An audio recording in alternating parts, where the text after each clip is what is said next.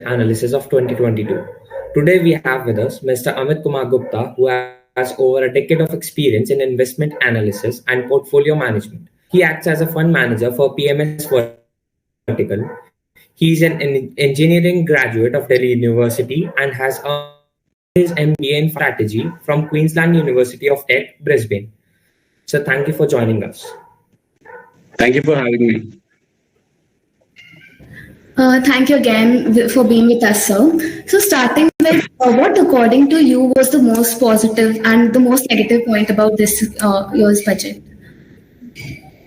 Right. So I think the most positive would be that general status quo on the tax rate. There was not any major tax rate changes, both at the corporate levels and at the personal tax level.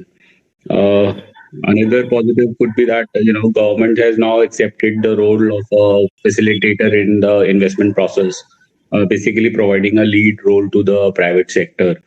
So the government capex is basically going into four sectors, and the rest has been now left to the private entrepreneurs with the promise of supporting and providing a transparent policy regime. So my sense is that government is now sort of taking a lead into just being a facilitator and leaving the rest of the things to the corporate sector. So that was one of the positives, and I think the good thing was that this was a continuation of the budget which we had last year. So again, things like digitization, the global digital transition which is happening, the increased use of technology in various sectors like education, health, logistics, etc. So again, some good measures have been taken in that sense for this in this budget as well. So these are some of the positives. Negatives, I would say that the capex, we will discuss that more in detail, further. But I think the capex distribution is very much tilted towards a few sectors only, and there are a lot of sectors where there is hardly any allocation which is given. Almost zero allocation is there. So that is sort of incongruent to the stated objective of inclusive growth.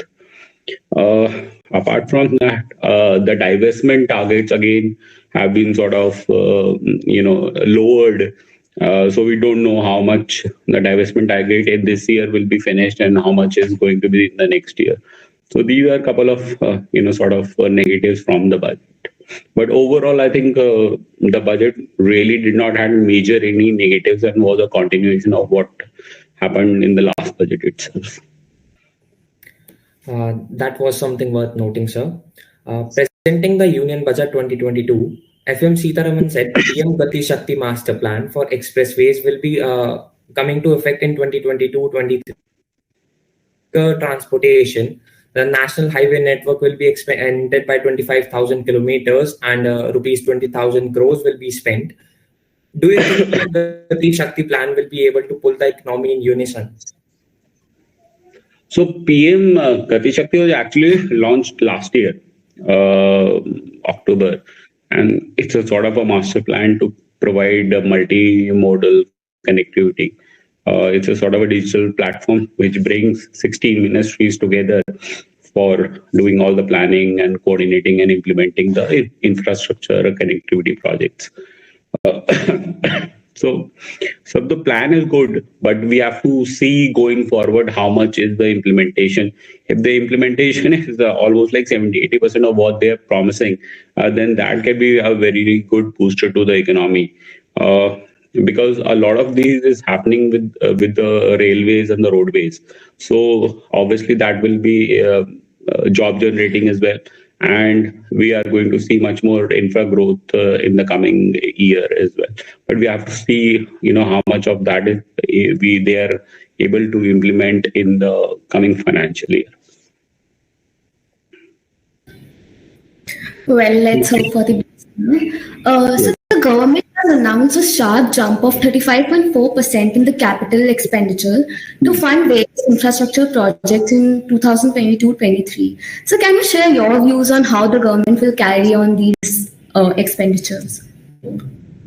So I think that headline figure of 35% is basically misleading a little bit, because what has happened is the actual raise from the last financial year to this financial year is about 9% only. What has happened is that the four ministries, the roads, railways, defense and communications, these have got almost 87% of the allocation, of the capex allocation for the next financial year. So that leaves very little for other important ministries like education, tourism, science and technologies, power, etc. So my sense is that we should not go by the headline capex. The actual rise in the capex is only in 9%, which is also good enough if implemented well in the coming financial year. Well, that was something to know. Sir, what do you think about the government's move to 5G spectrum actions in this year's annual budget? So historically, they are not able to do the budget allocation. I mean, do the spectrum or sale of spectrum as per the allocations. Historically, it has never happened in 3G. It has never happened in 4G. And right now, we are basically dealing with only two and a half players. Basically, you have Reliance Jio, you have Bharti Airtel, and then you have Vodafone, which is obviously struggling. So, how much of the revenue they are actually going to get from the struggling players, I'm not sure. But definitely, Bharti Airtel and Reliance Jio will be in a good position to take some of the spectrum. So again, it depends when this 5G spectrum auction comes in, what are the rates which are offered under these spectrums, and how much the companies actually participate to buy these spectrums in the auction. Right, sir. So, since the capital expenditure has been the main focus of the budget, stocks of industries like infrastructure and banking saw a positive response. So, while some of the experts view that this budget was a non-event to the stock market, what do you think about how the stock market saw the budget of 2022? So, I think, as investors, we are not that short-term sighted. So obviously you had a good sort of a good reaction last week immediately after the budget. Now we are back to the pre-budget levels today itself. So I think in 3 days the euphoria of the budget has sort of died up. So we should not be that short-sighted. Budget in itself has become a non-event because this government is in the habit of doing a lot of announcements outside budget also. So, like what happened in the last year or even the year before that, they have been constantly making announcements, providing COVID support all through these years. So for them, the budget is not the end of all the reforms which are happening. So I think the good thing was that there was nothing negative from the budget. And from the market point of view, I think now the implementation is more important, how they are going to implement it in the coming financial year. If stock markets see that a substantial progress has been made of what has been allocated in the budget, then I think market will take it very positively. Yes, sir. We'll keep a check on the market. Based on the expenditure outlay the government has proposed this year, how is the fiscal deficit in current year's budget as compared to last year, and how does the government plan to manage it? What do you think about the same? Yeah, so I think the fiscal deficit for this year ending was 6.9, and for the next year it's 6.4% of the GDP, and they plan to do it 4.5% by 25-26. So. So I think that deficit is pretty much achievable because they have underestimated the revenues. So they've estimated about 17 lakh crore coming from the GST, which I think is on the lower side. We should be able to do 20-21 lakh crores GST in this financial year itself. So I think achieving the fiscal deficit should not be a major concern, provided that they are going to do some divestment also in the form of LIC IPOs and other PSUs as well. And plus, you'll have a good revenue coming through the taxes also. Both the direct and the indirect taxes. So yeah, that should be.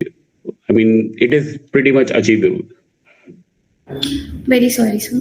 So while many are happy with the government's continued commitment to building infrastructure as a way of spurring growth and building jobs, etc. So, but these announcements were made in the previous budget as well, as you rightly said before. So, do we see that big shift on the ground, that have those promises turned into reality, or is there a gap between what was promised in the course of budget speech and the actual action?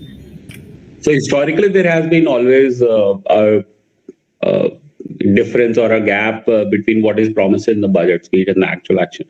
So, for example, last year the divestment was promised as 1.7 lakh crores, and we have achieved about 22,000 crores till date.